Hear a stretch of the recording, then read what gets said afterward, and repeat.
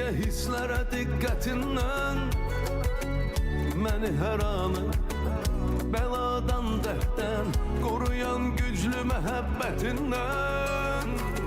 mənə daha qalan ömürdə bəsimsən, bəsimsən mənə ən doğma kəsimsən, təkcəsən, bəsimsən sənə oxunan mahnılarımda sözümsən, səsimsən ona görə mənim həyatımda təkcəsən, bəsimsən mənə daha qalan ömürdə